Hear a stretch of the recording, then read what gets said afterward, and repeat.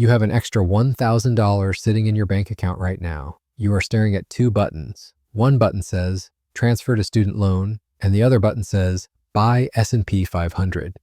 Which one makes you richer? I'm Dan, and I'm here to help you improve your personal finance by solving the math versus psychology war going on in your head. This is the invest or pay off debt dilemma. And getting it wrong can cost you a decade of freedom. Most finance gurus on TikTok will pull out a napkin and do some lazy math. They will say, look, your student loan interest rate is 4%. The stock market historically returns 10%. Since 10 is bigger than 4, you should invest the money and keep the debt. This is called arbitrage. It is the art of borrowing money at a low rate to invest it at a higher rate. On paper, it makes you look like a genius. In the real world, it can make you bankrupt. Why? Because those gurus are ignoring risk mismatch.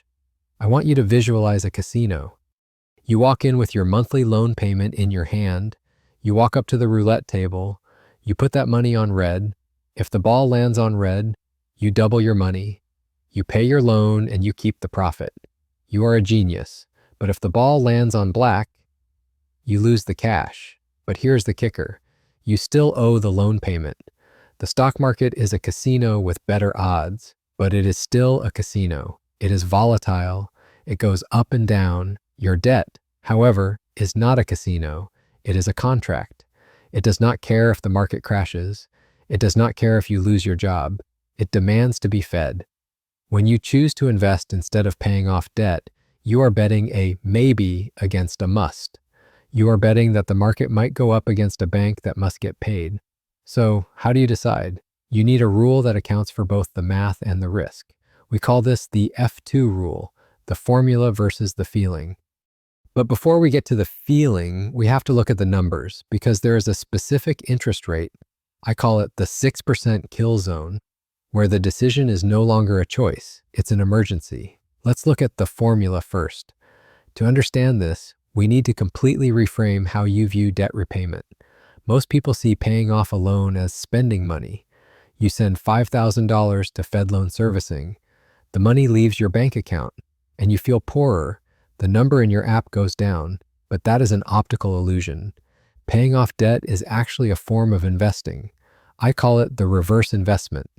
If you have a used car loan with a 7% interest rate and you pay it off early, you just guaranteed yourself a 7% return on your money. Where else in the world can you find a guaranteed 7% return? A high-yield savings account pays 4% or 5%, but that is taxable, so it's really like 3%. The stock market pays 10% on average, but it might drop 20% next year. Paying off that 7% loan is like finding a magic bond that pays a tax-free, risk-free 7 yield. That is a financial unicorn. But here is why the arbitrage math, borrowing at 4% to earn 10%, often fails in real life. The stock market is lumpy. It might do plus 20% one year, then 15% the next, then plus 5% the year after. The average is good, but the ride is bumpy. Debt interest is relentless. It never has a down year. It never takes a break. It is a mathematical termite eating the foundation of your net worth 24 hours a day, 7 days a week. I want you to imagine a split screen. On the left side, you have a stock chart. It is jagged, bouncing up and down like a heartbeat during a panic attack. On the right side, you have a bomb timer. Tick, tick, tick. The stock chart represents your potential gains. The bomb timer represents your interest. Investing aggressively while holding high-interest debt is like trying to defuse the bomb while simultaneously trying to day trade on your phone. If you get distracted by a market crash, the bomb goes off. So, purely mathematically, if your debt interest rate is high, paying it off is the best investment you can make. It beats the market because it eliminates the risk of ruin. It is the only investment where the return is 100% guaranteed the moment you hit submit payment. But money isn't just about math. If it were, nobody would buy lottery tickets, everyone would drive 10-year-old sedans, and we would all be millionaires. Money is deeply emotional. This brings us to the second F of the F2 rule. And honestly, this variable often matters more than the interest rate. The second F in our rule stands for the feeling. You can have a spreadsheet that proves mathematically that you should keep your 3% mortgage and invest the extra cash because the S&P 500 returns 10%. The math is undeniable, but if you wake up at 3 o'clock a.m. staring at the ceiling, sweating because you owe the bank $400,000, the spreadsheet is irrelevant. We call this debt drag. It is the invisible cortisol spike you carry around simply because you owe money. It drains your mental bandwidth, making you worse at your job and more stressed in your relationships. I want you to imagine you are going for a swim. The water represents your financial life. Investing is like swimming laps. You are moving forward, getting stronger. Now, imagine putting on a weighted vest filled with 50 pounds of rocks. Can you still swim? Yes. Are you going to be fast? No. Are you going to drown if you stop kicking for even 1 second? Yes. That backpack is your debt. The formula assumes you will always have a job. It assumes you will always have income to make the monthly payments. But life doesn't work like a spreadsheet. We have to apply the layoff test. And if you lose your job tomorrow, which position would you rather be in? Position A, you have $50,000 in the stock market, but you still owe $500 a month on your car and $400 a month on your student loans. Position B, you have $0 in the stock market, but you have no debt. Your monthly burn rate is rock bottom. In position A, you are stressed. You might have to sell your stocks, potentially during a market crash, just to make the payments. You are forced to realize a loss. In position B, you are unbreakable. You can survive on a fraction of the income. You have time to find the right job, not just any job.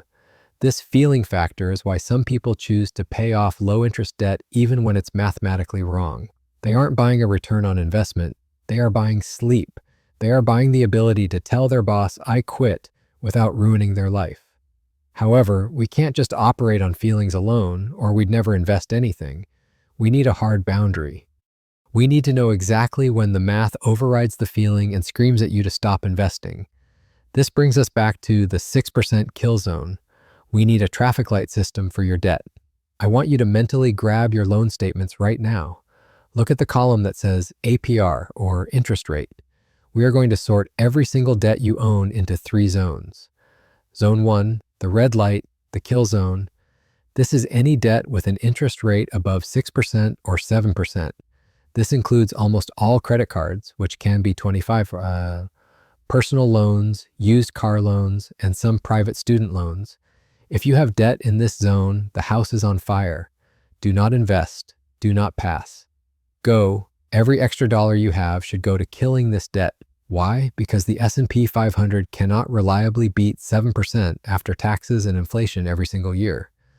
Trying to invest while holding a 12% credit card balance is like trying to fill a bucket that has a hole in the bottom. You will never win. Zone 2, the green light, the inflation hedge. This is any debt with an interest rate below 4%. This usually includes old mortgages, RIP the 3% era, and federal student loans. If you have debt in this zone, do not pay it off early. I repeat, keep the debt. Why? Because inflation is your best friend here. I want you to visualize a trash compactor. You throw your loan balance into it every year. Inflation runs the compactor and shrinks the real value of that debt by roughly 3%. If the bank is charging you 3% interest, but inflation is eating 3% of the value of the dollar, you are essentially borrowing money for free. The bank is losing money on you. Let them lose. Take your cash and invest it. Because beating 3% over the long term is easy. Zone 3, the yellow light, the gray zone. This is debt between 4% and 6%. This is the hardest zone. The math is a toss-up. You could invest and likely beat it, or you could pay it off and be safe. This is where the F2 rule actually makes the decision. You have to check in with your gut. If you hate debt, kill it. If you love liquidity, keep it. But there is one massive trap you need to avoid when you decide to attack your debt in the gray zone. If you get too aggressive, if you empty your bank account to pay off a loan just to feel free, you might actually make yourself more vulnerable to bankruptcy. This is called the liquidity trap. There is a counterintuitive danger to being obsessed with debt freedom. You can end up debt-free and broke. Let's say you have $10,000 in your savings account and you have a $10,000 car loan at 5%. You decide, I want to be free. You take the $10,000 and pay off the loan. Congratulations. Your debt is $0, but your bank account is also $0. 2 weeks later, your transmission blows up. It costs $3,000 to fix. You call the bank and say, "Hey, can I have $3,000 back from that payment I just made? I had an emergency." They will laugh at you. Debt repayment is a one-way door. Money goes in, but it cannot come out. So, what do? You put the $3,000 repair on a credit card at 25% interest. Now you are back in debt, but instead of a 5% car loan, you have a 25% credit card balance. You tried to be responsible, but you walked right into a trap because you ran out of liquidity. I call this the boomerang. You throw your cash at the debt, but life throws a curveball, and the debt comes right back to hit you in the face, harder and faster than before. Cash is a buffer. It is a shield. It is often safer to have $10,000 in the bank and $10,000 in debt than to have $0 in the bank and $0 in debt. Why? Because the person with the cash has options. The person with $0 is one bad day away from disaster. So, here's the rule. Before you attack any debt in the gray zone, 4-6%, you must ensure you have a fully funded emergency fund of 3 to 6 months of expenses. Do not strip mine your savings to pay off a moderate interest loan. You are trading a financial nuisance for a financial crisis. Once your shield is built, then, and only then, can you look at the F2 rule to make the final call. How do you bring the math and the feeling together into a final decision you can make tonight? It comes down to the verdict. Here is the F2 verdict. We are going to simplify this entire video into a binary decision matrix you can use right now to stop the analysis paralysis. Step 1. Check the kill zone. Look at the interest rate. Is it over 6%? If yes, the math wins. Stop investing, except for your employer match. Attack the debt with everything you have. The guaranteed return is too good to pass up. If no, go to step 2. Step 2, check the liquidity. Do you have a 3 to 6 month emergency fund sitting in a high-yield savings account? If no, stop. Do not pay extra on debt. Do not invest. Build the cash shield first. You need to close the liquidity trap before you do anything else. If yes, go to step 3. Step 3, the F2 test. Now you are in the gray zone, 4-6%. You are safe. You have cash. Now, ask yourself, does this debt make me anxious? If the answer is, yes, I hate it, then pay it off. The psychological win of being debt-free will make you more productive, more creative, and happier, which is worth more than a 1-2% arbitrage spread. If the answer is, no, I don't really care, then invest, let the math work for you, max out your Roth IRA, buy the index funds, be the person who uses the bank's cheap money to build your own fortune. There is no perfect answer, but there is a perfect for you answer. I want you to imagine your phone ringing right now. You look at the caller ID. It says, you 10 years from now. You pick up. Are they thanking you for paying off the loan so they could have total freedom to quit a toxic job? Or are they thanking you for investing early so they could have a massive portfolio that buys them a house? Listen to that voice. That is your answer.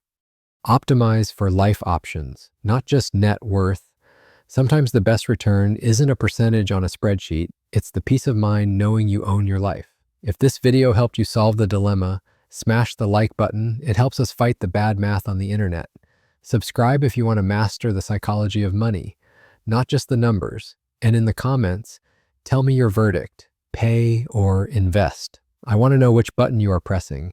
Hit that hype button so we can help more people escape the trap. Thanks for watching, make the call, and I'll see you in the next one.